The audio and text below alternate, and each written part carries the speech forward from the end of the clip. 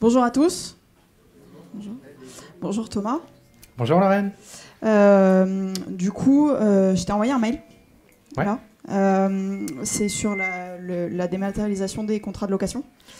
Ouais. Et je voulais savoir si tu pouvais voir avec l'équipe, du coup, pour me l'estimer et m'envoyer un chiffrage sur lequel vous pourriez vous engager, là, que je puisse communiquer. Alors oui, on peut te faire une macro-estimation sans problème. Par contre, on ne va pas pouvoir s'engager sur la totalité du périmètre pour le moment. Du coup, quand est-ce que tu t'engages? Eh ben, on va pouvoir s'engager en début de sprint pour le périmètre qui va concerner le sprint en question. Voilà. Mais c'est d'ailleurs ce qu'on va faire en sprint planning. Ouais, je comprends pas, là, parce que tu me dis que vous pouvez vous engager en début de sprint. Moi, mes specs, elles sont prêtes, là, hein, je te les ai envoyées. C'est le mail que je t'ai envoyé. Donc, pourquoi est-ce que tu peux pas t'engager maintenant, mais tu peux t'engager au début du sprint, là? Alors, parce qu'en début de sprint, on a une bonne visibilité de ce qu'on a à faire. En plus, on a une meilleure compréhension des enjeux techniques et fonctionnels. Et donc, voilà, on va pas pouvoir, on va s'engager à ce moment-là. Écoute, je comprends pas. Pourquoi est-ce que le sprint, enfin, à aucun moment, du coup, vous vous engagez? Vous pourriez être toute la journée sur des vidéos YouTube, vous n'allez pas vous engager? Et moi, je fais comment pour faire ma macro-estime? Parce que demain, là, j'ai le COMEX, parce que oui, je suis au COMEX, et je dois leur fournir, tu vois, un planning, une date d'atterrissage. Il faut que je fasse quelque chose. Alors, rassure-toi, on va quand même pouvoir te faire une macro-estimation. Et pour que ce soit plus rapide, on va utiliser un atelier qui s'appelle Magic Estimation. Magic Estimation, ok.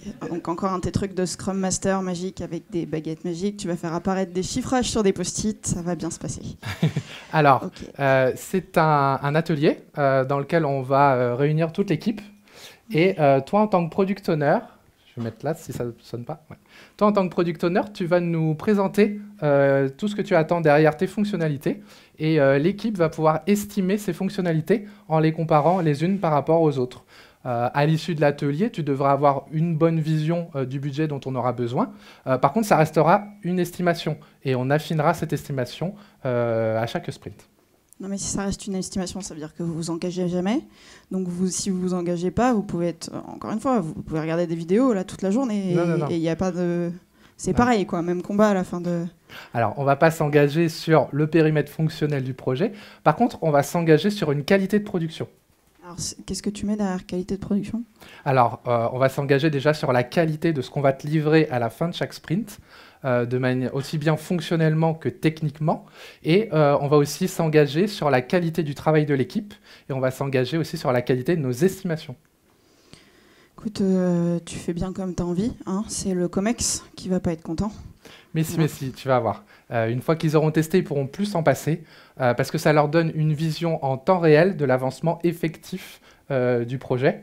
Et en plus, au besoin, ils peuvent reprioriser. Donc, test and learn. Ouais.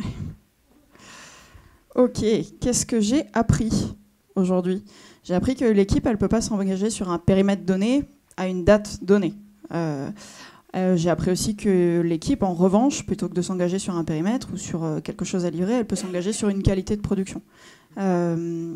Et l'atelier de Magic Estim est un des ateliers que l'on peut utiliser pour dégager une première macro-estimation. Attention, sur une équipe qui est déjà formée. Hein. On part du principe que l'équipe, elle s'est déjà estimée ensemble et qu'on a une base de vélocité. Sans quoi, il faut probablement attendre 3 sprints avant de pouvoir... Voilà. Je précise, hein, parce que... Voilà. Bon, on se présente quand même. Ouais. C'est mieux. Donc moi, c'est Lorraine, donc la connasse dans l'histoire, mais qui est au COMEX, donc on est bien. Lorraine Tenos, je suis coach agile, Scrum Master aussi, Agile Delivery Manager aussi parfois. C'est un nom barbare qui n'a aucun sens. Et voilà, ça c'est moi. Qui es-tu? En ce qui me concerne, je suis Thomas Cousin et je suis Scrum Master chez Xebia. Et je suis Laurent Dussault et moi je vous parle après en fait, je vais le laisser jouer. Merci. On va jouer d'abord. Lui il est sérieux après. Non, Ok. Comment ça va se passer? Ça va se passer qu'on va faire 5 petites scénettes, comme celle que vous venez de voir, À la fin de chaque petite scénette, on va vous faire 2 minutes de questions. Attention, c'est 2 minutes top chrono, vous n'avez pas 1 minute de plus. C'est sport. Ça veut dire qu'il ne faut pas être timide sur le lever de main. Tu ne vas pas attendre 1 minute et demie avant que le premier lève la main. On répond, et s'il y a des questions, on les garde pour la fin. À la fin, on vous laissera le choix entre 2 choses. Première possibilité, on fait 10 minutes de questions. Deuxième possibilité, on joue 2 scénettes supplémentaires. C'est les scénettes bonus de si vous êtes sage. Voilà. On est parti? On continue? Donc pour macro-estimation et engagement, c'est fait. 2 minutes de questions, si ça veut bien venir. Voilà. Ok. C'est parti. C'est quoi les 2 minutes de questions sur ce qu'on vient de voir? Vas-y. Comment on s'engage concrètement sur la qualité? On dit il y aura moins de 5 bugs. C'est plutôt, tu vas t'engager sur de la qualité en termes de couverture de bugs, couverture de test. Tu peux aller sur tes résultats de sonar. Si on définit des règles ensemble, il y a plein de choses. Effectivement, le nombre de bugs, attention, je pense qu'il y a des déviations auxquelles tu peux ouvrir la porte en faisant ça. Si tu définis très très bien le cadre et les règles au départ, why not? Voilà. Mais c'est à définir en fait avec ton interlocuteur sur quoi est-ce que tu veux qu'on se base pour avoir de la qualité. Couverture de code supérieure à tant de pourcents, moins de X bugs par story si tu veux, des choses comme ça. Maintenir la vélocité, mais bon après tu peux commencer à jouer avec des mecs qui vont surestimer pour maintenir la vélocité. Je suis pas complètement d'accord, mais merci beaucoup pour la... D'accord.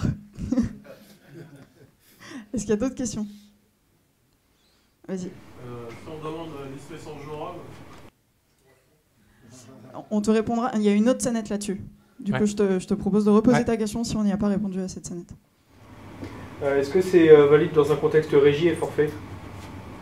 Tu peux répondre à ça. Régie, oui, clairement, voilà. Contexte forfait, ça dépend sur quoi tu t'engages. Parce que si tu arrives sur un forfait et que tu t'engages sur un montant, donc un chèque, et que tu dis on dépilera le chèque jusqu'au bout et on vous donnera tout ce qu'on peut avec ça. Oui, le forfait pur, j'ai des specs et je lance le truc. Non, clairement pas. Clairement pas. D'ailleurs, nous, on a défini un contrat agile qui est de la régie forfaitée. Non, ouais, on me dit oui au fond de la salle, donc c'est bien de la régie forfaitée. C'est qu'on s'engage jamais sur un périmètre avec des specs donnés. Ça, on dit non, on ne pourra pas faire de l'agile là-dessus. Donc, si ça t'intéresse, tu peux aller sur contrat-agile.org. Ok. Que c'est nous qu'on l'a créé. D'autres questions? Ouais. Si c'est une nouvelle équipe et qu'on a potentiellement moins de 3 sprints, comment est-ce qu'on peut faire vu qu'il faut attendre 3 sprints pour avoir une vélocité? Tu sors ta macro-estime, tes 300 points, et après tu attends 3 sprints. Non, je déconne pas. Hein. Vraiment, on le fait régulièrement, on l'explique aux clients. On leur dit désolé, mais on peut vous donner un dimensionnement de notre expérience. On sait comment dimensionner à peu près l'équipe par rapport à ce qu'il y a à faire. En revanche, on ne s'engagera pas. Et on vous donnera une estimation. On peut vous mettre à jour au fur et à mesure avec des énormes warnings de partout, mais ça vaudra rien avant le 3e sprint. Voilà. On arrête? Ok, 2 minutes, ouais. Faut qu'on les chrono. Pareil, il y a quelqu'un qui le fait pour nous, c'est magique, c'est génial. Tu es merveilleuse. Tu n'as pas de cheville, mais tu es merveilleuse. On est parti? Yes. Bonjour. Asseyez-vous. Installez-vous. Oui, c'est un moment gênant. Ok, bon Thomas, tu vas être super content. Content. Ouais, on a fini du coup le premier sprint. On a fait toutes nos stories. On est bon, on va te livrer en recette toutes les stories du premier sprint. Tu vas pouvoir tester là de bout en bout en recette dans un environnement nickel et tout. Mais cool. Pourquoi vous voulez me livrer dès maintenant en recette? Moi, j'attends mon service pour la fin de l'année. Donc, je vais recetter en septembre dans mon planning. Je comprends pas. Ouais, mais non, mais parce qu'en fait, on aimerait bien te livrer plus régulièrement. Tu vois, à la fin de chaque sprint, par exemple, on te livre des choses. Mais pourquoi vous voulez me livrer? Moi, je n'ai pas besoin de découper, je sais ce que je veux. Et je le veux pour dans 10 mois. Donc, on va commencer la recette 2 mois avant, comme d'habitude. Pourquoi vous voulez changer les règles d'un coup, là? Bah, il se passe quoi d'habitude quand tu livres au bout de 10 mois? Et bah justement, quand on va en recette, on trouve des bugs, beaucoup de bugs, et du coup, pardon. Non, c'est pas encore. Non, c'est pas encore. On trouve Il a des raison. bugs, plein de bugs, et du coup, bah, on les corrige, et déjà, ça met 2 mois avant qu'on ait quelque chose d'à peu près correct, donc c'est pas pour qu'on le fasse tous les mois. Oui, Bah, certes. oui, ok. évidemment. Vous êtes d'accord avec moi? Mais alors, justement, tu vois, si on faisait des plus petites releases, est-ce que je te montre avec mon magnifique schéma qui montre tous mes talents de dessinatrice, Ouais. quand tu as ta grosse release, du coup, tu vas avoir effectivement plein de bugs. Si tu essayes de livrer des plus petits morceaux, ta recette elle va te coûter beaucoup moins cher. Déjà parce que quand tu livres un petit morceau, ben, il est plus petit, donc il est plus rapide à tester, d'une part. D'autre part, quand on trouve des problèmes sur un petit morceau, on identifie plus facilement d'où ils viennent ces problèmes et donc ils sont plus faciles à corriger. Et finalement, le fait d'avoir des petits trucs, ça faisait un troisième truc, mais que j'ai oublié. Et ben, ça et va peut-être que t'éviter- toi, tu pourrais le deviner. je sais peut-être pas, que- ça éviterait les effets de bord ou... Oui, bah voilà, parce que t'as moins d'effets de bord. Vu que Ouais. tu rajoutes un tout petit truc, t'as moins Ouais. d'effets de bord, tu vois, entre Ouais. les deux. Ok. On est bon. D'accord, Heureusement que Théo, mais... Ouais, mais attends, mais... Toi, tu veux me découper, tu veux me livrer une base de données, tu veux me la mettre en prod? J'en fais quoi de ma base de données en prod, moi? Mon utilisateur, il en fait rien. Ouais, on est d'accord, on est d'accord. Là, tu parles d'un découpage technique. Le but, c'est pas qu'on fasse un découpage technique, c'est qu'on fasse un découpage fonctionnel, de façon à apporter de la valeur au fur et à mesure du projet, plutôt que tout à la fin, une fois que j'aurai toutes mes branches, toutes mes couches, et que je les brancherai entre elles, quoi. Ouais, ok, je vois, mais moi j'ai besoin de tout mon système pour que ça fonctionne. Si j'ai une fonctionnalité où je vais pouvoir commander des plats chauds et que le gars, jamais il sera livré parce que, ah désolé, on n'a pas développé la fonctionnalité, ça va peut-être poser un peu problème, non? Vous le connaissez, hein. Ouais. Ah. J'ai raison ou pas? Si, bien sûr, évidemment que tu as raison. Et justement, c'est pour ça qu'on a fait un story mapping ensemble. Tu te rappelles, on avait mis toutes les thématiques, y compris du coup, le fait de commander ton plat. Et en fait, ce qu'on peut faire, par exemple, c'est démarrer un tout petit peu. C'est-à-dire qu'au début, on ne créerait même pas de profil. Le mec, il rentre son nom, son adresse. Je lui laisse pas le choix du resto, je lui laisse pas le choix du plat. On fait ça que le déjeuner. Il paye en cash à la livraison. J'ai pas de système de paiement à implémenter, et puis je livre que dans Paris 8 parce que nous, niveau logistique, ça sert. Donc ça nous ferait notre première version. Ouais. Et du coup, après, on pourrait dire qu'on va rajouter d'autres trucs, tu vois. Voilà. Qu'on te donne le choix dans le plat, qu'on peut commencer à mettre du paiement par carte, qu'on livre partout dans Paris, ensuite, etc., etc. On rajoute des fonctionnalités. Et au fur et à mesure qu'on va ajouter des fonctionnalités, à chaque fois, on va avoir de la valeur qui va se créer et tu vas pouvoir valider le fait qu'il y ait effectivement un besoin sur le schéma d'après, qu'il y ait effectivement un besoin au niveau de ton utilisateur, tout en générant, en étant en prod, quoi, en faisant marcher ton business. Ok. Donc en fait, tu es en train de me dire, je continue de valider mon besoin utilisateur et je commence déjà à générer du cash. Ouais, je t'ai parlé d'argent, on est bon. Mais Lorraine, il fallait commencer par ça. Ouais, évidemment. Money. Ok. Alors, qu'est-ce que j'ai appris pendant cette session? Eh bien, c'est que découper en petites releases, ça permet de limiter le coût de la recette et des correctifs. Et un découpage fonctionnel, ça apporte de la valeur au plus tôt, et donc de rapporter du cash. Et ça permet de valider aussi les hypothèses au plus tôt. 2 minutes de questions. T'inquiète. Dans le cas d'une refonte d'une appli où les utilisateurs avaient l'habitude d'un périmètre déjà bien construit, le métier qui nous dit ouais mais si on fait qu'une petite partie, on met ça en prod et l'autre on peut pas la garder pour des raisons techniques, ça va gueuler. Du coup, Pourquoi tu peux pas garder pour des raisons techniques? c'est plus compatible avec le système existant par exemple. Il y a une migration technique qui fait que l'ancien système n'est plus utilisable, donc il faut faire une refonte et on va livrer seulement une partie du périmètre existant dans le précédent système. Alors, il y a des aspects techniques sur lesquels je ne pourrais pas te répondre.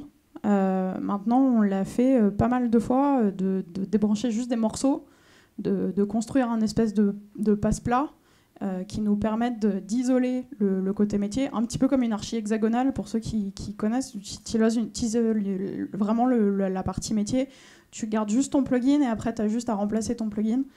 Du coup, tu restes sur tout l'ensemble existant, mais tu es capable de venir. Il y a des choses à faire. Les devs, en général, savent mieux en parler que nous. C'est pas un faux débat dans toutes les situations.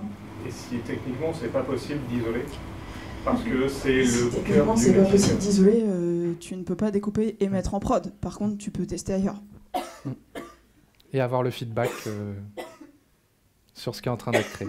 T'as vu ce que ça me provoque, ce genre de... Tu veux de l'eau ou... Je vais essayer.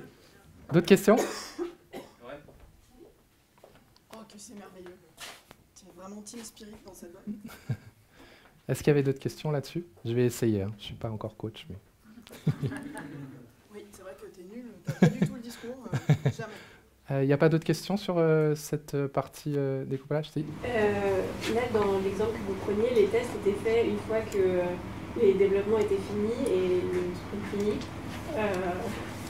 Enfin, c'était... Non, un test de bout en bout. Non, oui, voilà, le test tout au long du sprint. Ouais. Non, mais parfois, tu sais, tu t'intègres sur une plateforme. Ouais, c'est pour l'exemple aussi, hein, c'est pour le jeu. Mais si tu t'intègres sur une plateforme, il y a des fois où tu peux pas tester directement au cours du sprint, évidemment. Ce que tu sous-entends est évidemment correct. Terminé. Elle dit que c'est terminé, là, madame. On passe à la suite? Allez. Estimation story point. Ok. Là, c'est moi qui arrive et qui suis pas contente, c'est ça? Ouais, parce que Ok. je t'ai envoyé un Je chiffrage. suis pas contente. Je lui ai envoyé un chiffrage, c'est bon? Ouais, m'a bon, demandé. il m'a envoyé un chiffrage, sauf que tu m'as envoyé un chiffrage en story point. Et du coup, c'est quoi ces story points? Pourquoi tu m'as envoyé des story points? Bah, quel est le problème avec les story points? Bah, c'est pas des jours hommes. Et Ouais. comme c'est pas des jours hommes, moi je peux pas calculer ma date d'atterrissage avec mon diagramme de Gantt. Du coup, je sais pas quoi dire au COMEX, parce que je suis toujours au COMEX. Alors, je te rassure, on peut tout à fait calculer une date d'atterrissage avec des story points. L'avantage pour nous des story points, c'est que ça nous permet d'avoir une base objective de calcul. Objective, pourquoi? Alors, je te montre.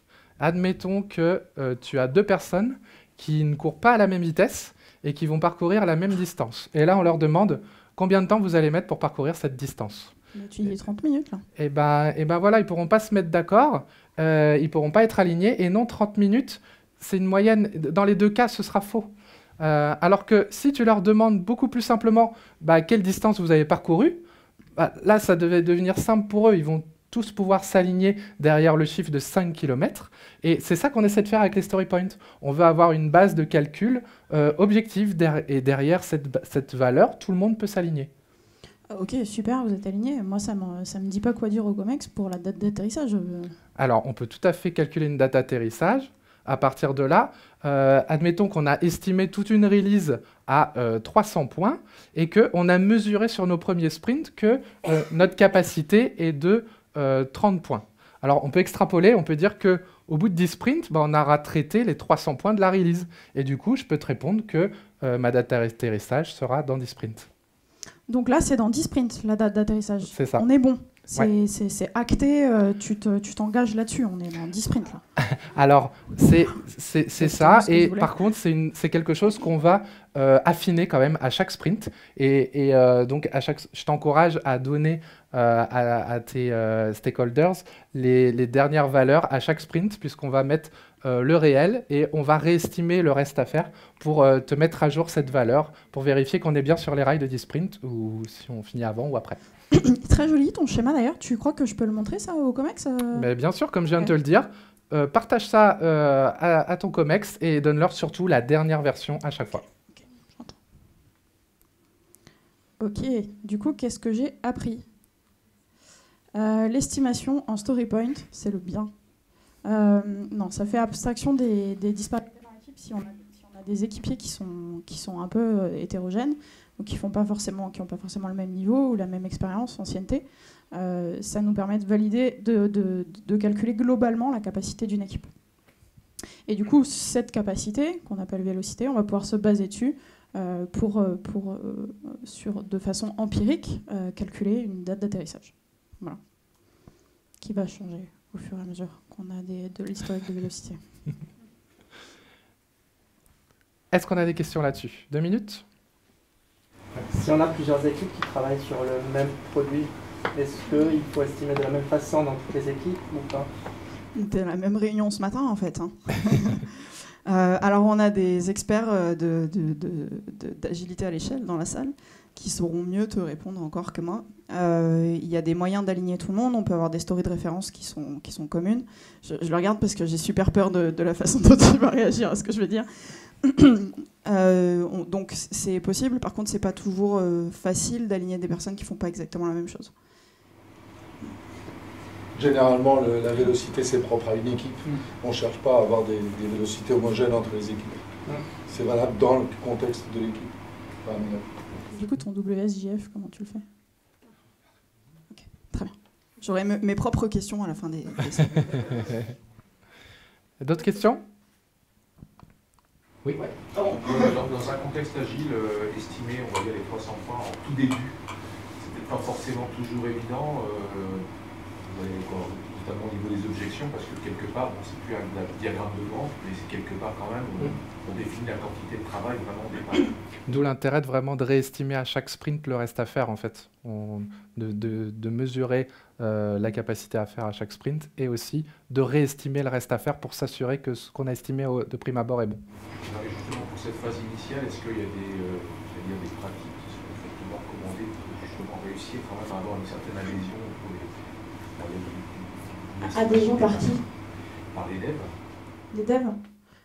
Parce que tu penses qu'ils vont dire on nous demande d'estimer des trucs trop macro. Ouais. Effectivement, ils ont tendance à dire ça, mais justement, on n'est pas là pour prendre un engagement. Donc le but, c'est d'avoir une notion, et c'est pour ça qu'on disait vraiment sur la Magic Esteem, c'est de la comparaison des uns par rapport aux autres. Pardon. Donc comme tu es par comparaison, tu es juste capable de dire ça, c'est plus gros que ça. Et pour autant, tu vas pas dire ça, c'est 23 jours hommes. Tu dis juste, elle dit que c'est la fin, là, madame. Voilà. Bonjour. Bonjour. Vous arrivez pile poil pour une nouvelle question, c'est parfait. On est parti. Next. Découpage des user stories. Bonjour PO, nous sommes en sprint planning. D'accord, alors maintenant que c'est clair pour tout le monde, que vous voyez ce qu'il faut faire derrière cette user story, est-ce qu'on peut l'estimer, s'il vous plaît? L'estimer. C'est quoi le problème? Le problème, c'est qu'elle est trop grosse. Hein. Là. Elle est trop grosse, elle fait un sprint entier. Mais non, mais elle est parfaite, justement, elle te remplit tout le sprint, c'est super.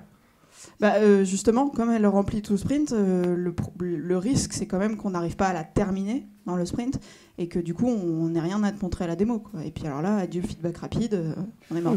On va pas s'arrêter à ça, c'est pas un problème. Si vous finissez pas tout à fait à la fin du sprint, on repousse la démo de quelques jours, et puis vous finissez, vous me montrerez quand c'est prêt.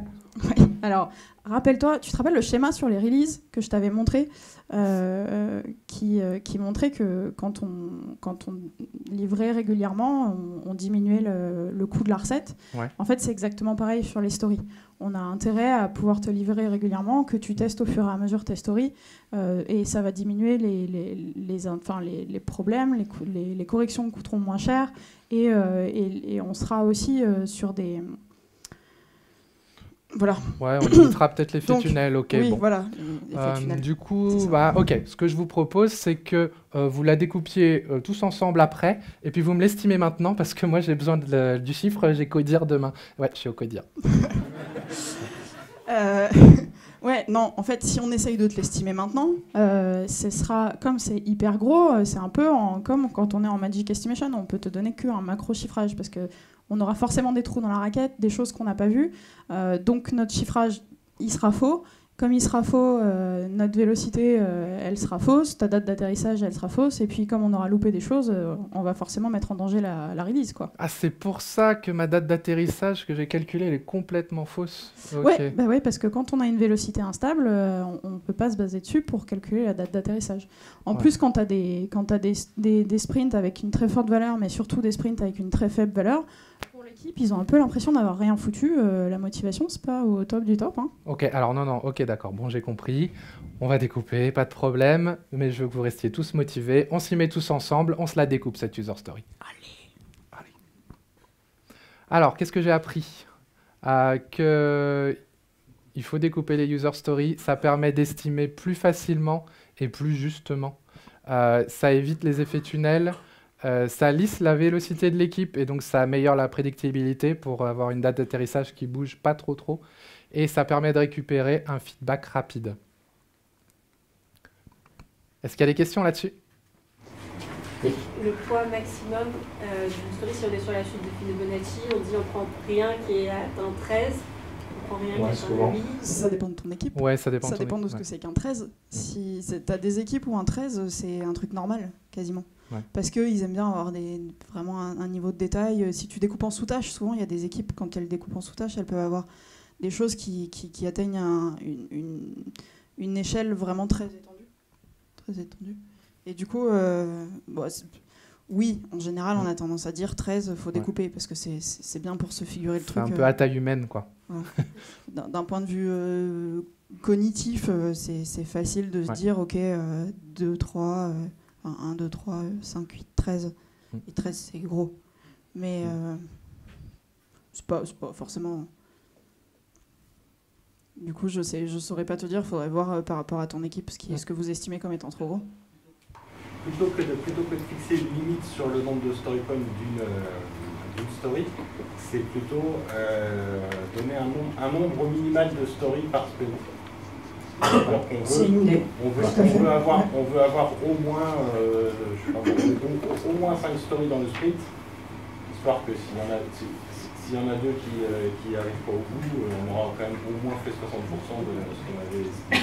Ouais, c'est une très bonne idée. À condition d'être à la taille pizza team classique. Mais sinon, ça entraîne d'autres biais. Mais ouais, clairement. Très bonne idée. D'autres questions? Zéro succès. Non? Tout est limpide. Ils sont trop forts pour nous. Ah si, là-bas. Tu le places où, au mieux, dans ce que tu as observé, les découpages des US 2 semaines avant le début du prochain sprint, ou la veille du sprint planning, ou pendant le sprint planning? Quand est-ce que tu fais cette instruction? Pendant, moi, je suis pas pour, parce que ça peut générer des discussions sans fin. La veille, t'es un poil à l'arrache quand même, parce que si le découpage génère des questions, t'es un peu short pour y répondre, donc tu vas pas pouvoir l'embarquer dans ton sprint. Avant le backlog refinement, peut-être Avant le backlog refinement, être serein sur au moins un sprint de story, c'est bien. 2, tu commences à être bien. Plus que 2, tu commences à être un peu trop en avance de phase quand même. Voilà. Ça répond à ta question? Ouais, il faut que le DOR soit prêt. Que ça soit Tout à fait. Et ça dépend de la taille du sprint. Si tu es sur des sprints de 4 semaines, t'inscris 2 semaines avant le début du sprint. Donc, ok, tout le monde est là, PO est là, c'est prêt, c'est valide. Ça a l'air pas mal, mais on a du mal à instructer ça. Et effectivement, si tu es sur un sprint de 4 semaines, 2 sprints, c'est long. C'est beaucoup pour être ready quand même. Terminé. Next. Les cérémonies. C'est les bonus. Du coup, vous avez le choix. Mais à mon avis, le choix va être vite fait parce que vu qu'ils n'ont pas des masses de questions déjà, à la fin des questions, des stories, des histoires. On fait les 2 dernières. Ça vous va? On fait les 2 dernières? Ouais. On est agile quand même, on demande aux gens. On fait genre. Allez, c'est parti. Cérémonie agile. Salut Lorraine. Écoute, est-ce que ce serait possible de commander un board physique, s'il te plaît? Un board physique. Pourquoi faire? Alors, ce serait le nouveau point de réunion pour le daily le matin. Et en plus, toi, tu pourrais directement voir l'avancement du sprint depuis l'open space et n'importe quelle personne dans l'open space d'abord, en plus. T'es sûr que c'est comme ça qu'elle commence cette... Je pense que tu fais le management visuel là. Oui, c'est possible. Pardon, excusez-moi. Du coup, en vrai, c'est pas les questions bonus. C'est moi qui l'ai induit en erreur. C'est ça, pardon. C'est pas du tout les questions bonus. C'est la dernière, bonus. c'est la 5e. C'est celle qui était prévue. On parle aussi du daily, mais t'es vachement plus vénère en fait. Ouais, et là, c'est les cérémonies agiles, pardon. Donc, on n'a pas commencé les bonus, on recommence, pardon. On recommence. Et donc, on va vraiment faire les cérémonies agiles maintenant. Salut Lorraine. Ouais. Lorraine, par contre, c'est plus possible là. Là, je suis plus vénère. Ouais, beaucoup plus. Parce que les daily, là, le matin, ça me coûte trop cher. C'est 30 minutes fois 8 développeurs à 600 € la journée. Je te laisse faire le calcul. Donc, c'est pas la peine. Déjà 30 minutes, vous faites 30 minutes, c'est beaucoup quand même 30 minutes, ça s'appelle un stand-up, tu sais justement, tu le fais debout, comme ça les gens ça dure pas trop longtemps, 15 minutes max un délit. Hein. Mais oui, mais on le fait debout, mais chez nous ça dure 30 minutes. Donc si c'est juste pour partager de l'info ou partager les tâches sur lesquelles on travaille, pour moi ça coûte trop cher, ça sert à rien. Ouais, t'as raison, de toute façon le temps n'est pas le débat. Le but du délit c'est au-delà de se synchroniser hein, et de se dire ce qu'on a fait, de partager les tâches, c'est surtout de lever les blocages. Donc le fait de les dire le plus rapidement possible va nous permettre de les résoudre le plus vite possible. Et d'autre part, de se synchroniser quand même sur ce qu'on va faire pour pas se marcher sur les pieds, éviter de créer des nouveaux problèmes. Et je pense qu'entre les problèmes que tu résous plus vite et les problèmes que tu ne crées pas, globalement, niveau budget, tu t'y retrouves hein, sur 15 minutes. En fait, ça coûte pas cher. Ah bon d'accord. Bon bah ok, mais alors moi je vais peut-être pas venir parce que si c'est juste pour dire que j'ai créé une user story la veille, enfin c'est pas la peine et j'ai vraiment autre chose à faire quoi. Écoute, non, je pense qu'au contraire, c'est hyper important que tu sois là parce que tu passes quand même beaucoup de temps à me demander où est-ce qu'on en est sur le sprint, est-ce qu'on va tenir l'engagement, tout ça. Du coup, c'est quand même le moment où tu peux voir où on en est, où tu peux avoir les points de blocage qui te sont remontés directement, que tu peux aussi nous aider à débloquer pour faire avancer le sprint. Ouais, mais l'équipe, elle trouve que je les flic, donc si en plus je viens le matin, et on va pas s'en sortir, quoi. Ah ouais, alors là, par contre, c'est un autre problème. Si l'équipe a l'impression que tu les flics, vu qu'un délit, c'est un moment où vous êtes au même niveau, hein, c'est de l'échange d'informations, donc tu leur donnes de l'information, t'en prends, enfin voilà, t'es là pour ça. C'est peut-être qu'il y a un autre problème, faut peut-être en parler, là. Ouais, c'est vrai, c'est une bonne idée, autant en parler, effectivement. Ok, on essaye d'en parler à la rétro du coup. Ah non, ça y est, elle me sort une autre réunion. Non mais tu viens de donner un exemple absolument parfait de l'utilité de cette réunion. On remonte les points, les problèmes qu'on a, les points de blocage et on les traite ensemble et voilà, comme ça on les lève rapidement. Ouais, ok, bon, d'accord, on peut tester. Bon, bah, envoie-moi une invite parce que là, moi, je suis pressé parce que je vais en démo de l'équipe rouge. Ah, la démo, par contre, c'est pas une réunion inutile. Ah non, bah non, j'adore les démos. Les démos, je vois les fonctionnalités en live, je les valide, je peux donner mon avis. Avant, je voyais les fonctionnalités qu'en recette, je trouvais des trucs, mais c'était affreux. Non, les démos, c'est top. Ok, cool, bah, je t'envoie ça. Merci. Elle n'a pas le même PO. Un PO qui veut pas aller en démo. Alors, qu'est-ce que j'ai appris ? J'ai appris que pour le daily, donc c'est vraiment moins de 15 minutes. Si c'est plus, c'est qu'il faut faire quelque chose pour essayer d'abréger. Ça permet de lever les blocages, mais pas de les résoudre. Donc justement, c'est ça qui permet de rester dans l'enveloppe de 15 minutes. C'est qu'on prend rendez-vous pour plus tard pour résoudre le problème. Là, on fait juste lister et lever les points de blocage. Et c'est un moment de synchronisation pour l'équipe. Pour la rétro. Donc la rétro, ça permet de creuser les problèmes, ça permet de trouver des solutions et ça permet de mettre en place l'amélioration continue si chère à l'agilité. Et la démo, merci beaucoup. Ça donne de la visibilité sur l'avancement du produit et ça permet de récupérer le feedback du client. Ok, des questions. Est-ce qu'on a des questions là-dessus ? La démo de la sprint review. La démo de la sprint review ? Oui, là, on a mis les deux ensemble. Vas-y, je te laisse répondre. Bon, la démo est intégrée dans la sprint review. La revue de sprint en français, elle permet de faire un bilan sur le sprint et elle permet aussi de mettre à jour le backlog produit d'après le bilan du sprint et les nouvelles orientations qu'on pourrait avoir définies pendant la démo. Donc la démo est une partie de la review. Souvent l'amalgame est fait, mais voilà la différence. T'as raison, le terme n'est pas forcément le bon. Ouais. Mais le truc qui enthousiasme les PO en général, c'est pas la revue. C'est la partie démo. C'est le démo. Moi, en tant que manager, on me demande de venir le matin à 9h et en fait, il y a des contraintes dans les équipes. Comment on peut pallier à ce problème-là? Est-ce que toutes les équipes doivent être en même temps ou est-ce que chacun peut faire différemment? Bah, ça dépend, je pense, de ton contexte. Enfin, on n'est peut-être pas obligé de le faire tous en même temps, sauf s'il y a un intérêt parce qu'il y a d'autres trucs derrière qui sont enchaînés, genre un scrum de scrum qui est enchaîné juste derrière tous les délits ou ce genre de choses-là. Mais sinon, de base, dans un contexte de base, je te dirais, tu adaptes l'heure de l'équipe, enfin à ton équipe, quoi. Pour rebondir là-dessus, j'ai une question du coup, est-ce que c'était potentiellement une bonne solution? C'est que moi à un moment j'avais mis à mon équipe le daily à 11h45, parce que comme ça les incitait à être concis parce qu'ils aimaient bien aller bouffer à midi. Ouais. Alors du moment qu'ils lèvent bien les points de blocage et qu'ils font ce qui est prévu à ce moment-là, ça marche. Ouais.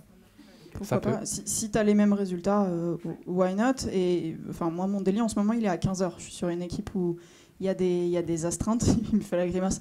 Il y a des astreintes, il y a des mecs qui ils sont là à partir de 11h parce qu'ils ont bossé la nuit. Et il y a des mecs qui sont là, ils sont pas là après 16h parce qu'ils ont bossé depuis 4h du mat. Donc, ton daily, tu le mets où tu peux. Hein. Voilà, Marc. Elle a dit stop. Ma cérémonie préférée à moi, très personnellement, le daily. Voilà, c'est une question. Tiens, c'est quoi ta cérémonie à toi? Moi, j'aime bien le sprint planning. Moi. Je trouve qu'on se coordonne et tout, c'est sympa. Voilà. Pourquoi? Moi, le daily, parce que c'est hyper dynamique. C'est un moment où en 15 minutes, tu as tellement d'informations. Je trouve ça génial et puis ça me booste pour la journée. Quand c'est le matin. Oui, à 15h, oui, c'est plus compliqué. Je suis moins boostée.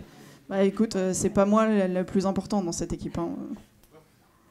Pourquoi le sprint planning? Et le sprint planning, parce que ça permet de s'organiser un petit peu sur les 2 semaines à venir.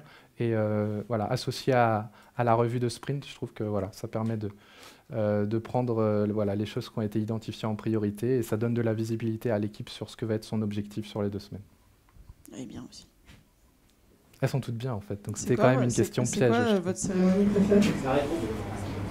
Pourquoi? Ouais. Elles sont toutes bien. Ouais, elles sont toutes bien. C'est trop bien l'agile. Cœur avec les doigts. On enchaîne? Ouais. Sinon Adèle elle va nous taper. Ouais.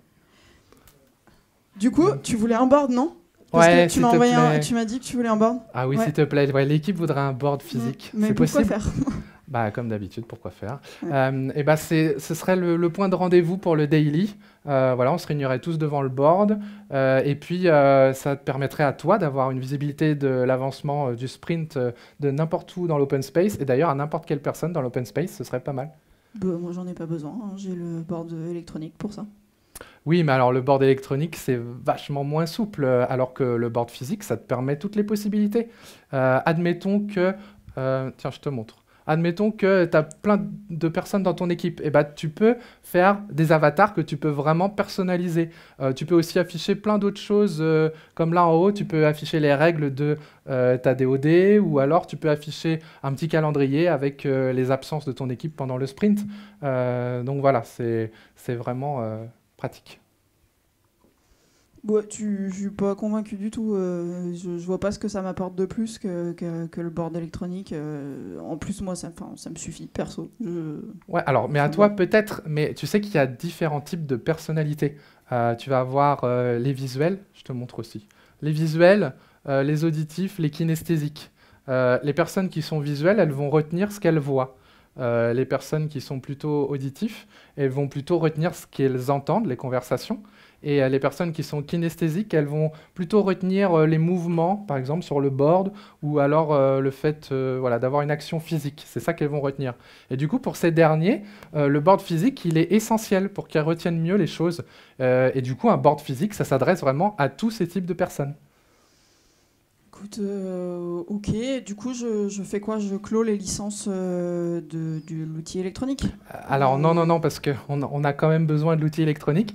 On n'y rentre pas tout à fait les mêmes informations, c'est pas tout à fait le même usage. L'outil électronique, il va être utile pour archiver, pour garder toutes les informations du projet. Et il est aussi tellement plus pratique quand on travaille à distance que c'est vraiment nécessaire de garder les deux choses. Attends, mais donc tu veux dire 2 outils. Donc c'est-à-dire que si on demande aux devs de créer les post-it dans le Jira, non, pas le Jira, le board électronique, et en même temps de mettre les post-it sur l'écran, ils vont nous tomber dessus, ils vont nous dire c'est trop de boulot, quoi. Non, ça c'est un faux débat. Déjà parce que ça prend pas tant de temps que ça. Donc, quand on répartit dans tous les membres de l'équipe la rédaction des post-it, ça prend pas tant de temps que ça. Et en plus, maintenant, tous les outils électroniques, ils ont un petit plugin. Tu peux leur déléguer ça et tes tickets s'impriment tout seuls. Donc vraiment, là, il n'y a pas d'excuse là-dessus. Ok, bon, bah, du coup, je te fais la commande, hein, et puis test and learn, comme tu dis toujours. Merci. Ok, qu'est-ce que j'ai appris? J'ai appris qu'un board physique, ça me donne une vision globale, donc directement, j'ai pas besoin de scroller. C'est quand même plus facile de voir l'intégralité de ce qui se passe et assez rapidement. Ça rend le daily plus dynamique aussi, parce qu'il y a des choses qui se passent. Ça engage les personnes, on évite plus le retrait. Et c'est adapté à tous les types de personnes, y compris ceux qui ont besoin de voir les choses se passer. Merci pour tous les kinesthésiques, s'il vous plaît. Et on peut l'adapter au contexte de chacune des équipes. Pour autant, ça ne veut pas forcément dire qu'il faut abandonner l'outil électronique de votre choix, hein. Ça permet de garder un historique. Donc quand même, ça nous permet d'avoir de la documentation un peu qui reste là. C'est utile pour ceux qui sont à distance, si jamais il y a des personnes en remote, ou quand on part en réunion et qu'on n'a pas le board avec nous. C'est parfois un peu compliqué d'écrire toutes les user acceptance tests sur un post-it. Pour ceux qui ont déjà essayé. Voilà. Il y a des questions. Ah, c'est l'unanimité. Ils sont en retrait. Là, le board, ça a convaincu tout le monde. Le board visuel, si tu vas de offshore en partie dans ta dev team, il faut déléguer physiquement sur le plateau les boards les gens qui vont aller mettre les post-it pour ceux qui sont à distance. Tu vois ce que je veux dire? Ouais, on a déjà fait des projets en double, en remote. Alors, on est d'accord que c'est pas idéal. Hein. On va tous, je pense qu'on est tous alignés là-dessus. D'expérience, on a déjà fait. Tu fais des Kanban miroirs, ce qu'on appelle des Kanban miroirs. Tu as deux boards qui sont dans le même état des deux côtés. Et avant le daily, tu as deux personnes qui se synchronisent, qui mettent à jour le board de chacun des côtés. Ou alors, après le daily, tu vérifies que tu es aligné. L'outil électronique, pour le coup, est vachement bien pour ça, parce que ça peut être la référence de base, et puis après, tu mets à jour. C'est pas idéal, mais ça permet d'avoir quelque chose de physique sur lequel on se base tous. Tu peux même mimer en même temps que les gens y parlent, tu bouges leur post-it. Bon, il peut se passer des trucs, quoi. C'est pas parfait. D'autres questions ?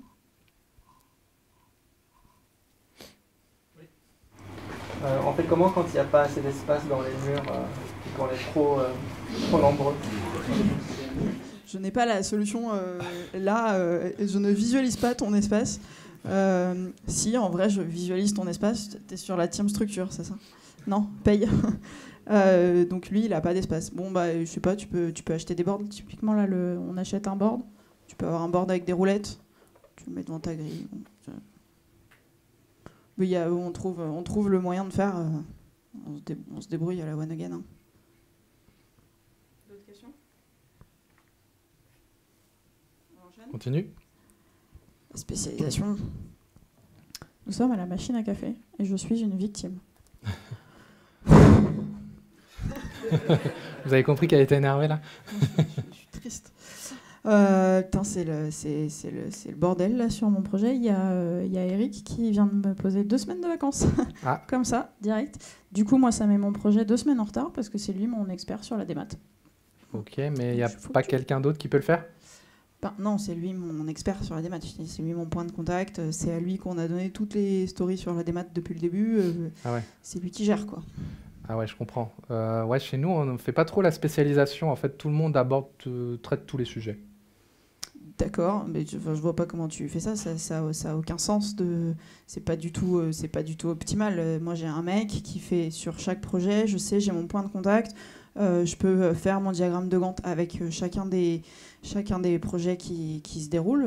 C'est bien, ça me va. Ouais, alors chez nous, tout le monde aborde tous les sujets, même si certaines personnes sont plus à l'aise que d'autres sur certains sujets. Ça nous évite, voilà, s'il y a une absence, d'être bloqué. Et en plus, s'il y a un coup de bourre ou s'il y a un point de blocage, bah, les autres peuvent aider. Donc c'est pas mal. Après, sur la planification, nous, on travaille en mode capacitaire, je vais te montrer.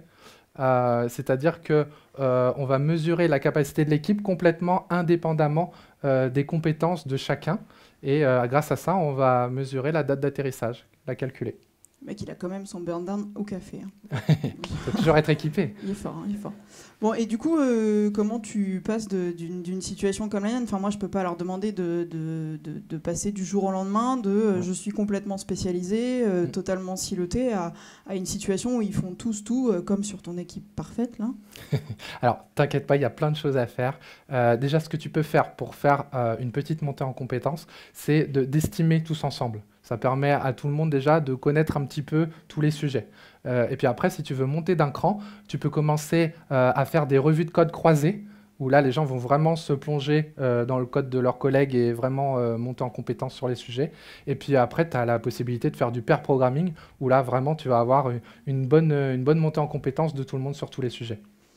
Ok, du coup, est-ce que tu veux bien m'accompagner au sprint planning? Parce que là, je me vois pas de lancer ça toute seule. Tu t'es ok pour venir avec moi? Allez, ça marche, je prends mes cartes de planning poker. Yeah. Du coup, qu'est-ce que j'ai appris? La spécialisation, ça crée des SPOF. Bon, vous savez, tout le monde sait ce que c'est des single point of failure, c'est marqué en plus. Ok, et ça désengage l'équipe. Bon, le premier point, c'est le bus factor. Hein. On connaît tous le mec qui tombe malade, qui prend des vacances à la dernière minute. On peut pas se permettre d'avoir un seul mec qui connaît tout sur un seul sujet. Enfin, sur un sujet. Ça désengage l'équipe aussi parce que du coup, les autres ne se sentent pas responsables de ce qui se passe sur le sujet en question. Pour se sortir de là, il faut y aller progressivement parce que c'est vrai que s'ils ont une expertise, c'est pas forcément facile à abandonner. Donc on commence par estimer tous ensemble, ça permet d'avoir des discussions parce que le but de l'estimation à la base c'est quand même les discussions. Donc on discute autour de ça et après on commence à rentrer dans le code mais gentiment et jamais tout seul, quoi. Sinon ça risque de créer de la résistance. Donc pair programming, code review, tout ça. Est-ce que vous avez des questions? Ils n'ont pas de questions? Si. Je vois la chose, mais quand la spécialisation est très silotée, on va dire. Enfin, par exemple, j'ai un dev Android, un dev iOS et deux dev back. Là, j'ai l'impression, d'expérience, c'était quand même très difficile de pallier à des vacances si mon dev Android est parti. Tu veux répondre? Alors moi, techniquement, je vois pas. Fonctionnellement, oui, je vois bien le partage, mais techniquement, après, c'est sûr que c'est des compétences supplémentaires à acquérir. Bah, ton dev Android, en vrai, il sait faire du back, hein. Il code en Java. Pas sûr. Bon, il peut. Enfin, mais en fait, tu vois, comme c'est ce que disait Thomas tout à l'heure, c'est il sera jamais expert sur le sujet. En revanche, en comprenant au moins ce que font les autres, il est capable d'aller avoir des informations, de débloquer des sujets, au moins donner des infos au début. Ensuite, s'ils pairent ensemble, tu peux mettre en place du swarming, comme enfin, vraiment, c'est le Kanban, quoi, du swarming. Tu as les personnes qui vont commencer à voir un petit peu comment est-ce constituer le code de l'autre, comment est-ce qu'ils vont embarquer mon code. Je te développe ton API ou je te développe telle partie et comment est-ce que tu vas l'intégrer derrière. Donc, je vais apprendre à mieux te préparer ce que je suis en train de coder pour que tu puisses mieux l'intégrer derrière. C'est valable. Moi, je l'ai déjà vu même marcher avec des UI qui arrivaient à faire du swarming avec des développeurs en s'asseyant avec eux et en les regardant intégrer leur maquette et en disant « Ah, mais c'est pas du tout pratique pour toi quand j'ai fait comme ça. Attends, je vais découper différemment. Et la prochaine fois, je te les donne différemment. » Oui, tu n'auras jamais l'expertise du mec en face dont c'est le métier. Mais tu peux l'aider et tu peux en apprendre suffisamment sans sortir totalement de ton domaine pour débloquer des situations quand le mec il est pas là pendant 2-3 jours, quoi. Tu pourras pas coder un nouveau truc ou corriger un bug hyper complexe, mais tu peux. On nous fait signe que c'est la fin du temps, mais il y a une question. En pratique, j'ai entendu là. Il y a deux produits, un Android, un iOS, donc c'est pas la même dev team. Ça dépend comment tes dev teams elles sont découpées. Bah, tu peux, si ton... Ça dépend si tu as des feature team produits ou des feature team feature. Là, a priori, tu n'es clairement pas sur des component team. Hein, je pense qu'on est plutôt bon. Mais ça dépend comment tu veux découper ton truc. Si ton équipe Android et ton équipe iOS sont partis en même temps et qu'ils ont développé les fonctionnalités en même temps, il y a Laurent. Je pense que ce soit deux technos, mais un seul produit en fait. Hein. C'est le même produit livré sous deux technos. En termes de produit, il n'y a bien qu'un produit en général. Mais c'est vrai qu'il y a des fois, on fait une équipe qui fait plutôt le produit Android et une équipe qui fait plutôt le produit sur iOS parce que c'est vrai que parfois ils sont un peu en décalé. Tu as commencé, voilà, surtout si tu es en natif, tu as commencé un produit, tu l'as lancé, et puis après tu as essayé de rattraper avec l'autre, donc l'autre il est toujours un peu à la bourre. Enfin, ça arrive. Swarming. Ouais, désolé, j'ai balancé ça comme ça là. Bam. Swarming, c'est l'entraide sur des sujets qui sont pas les mêmes. Donc quand on est sur du Kanban, c'est une technique Kanban qui permet d'aider à lever des blocages. Donc quand tu as trop de trucs à faire sur une colonne alors que tu es en famine sur une autre, tu vas vouloir aller aider le copain. Et ça s'appelle du swarming. Donc c'est là où tu peux avoir des testeurs qui viennent aider les développeurs, s'asseoir à côté d'eux, vice-versa. Top. Merci à tout le monde.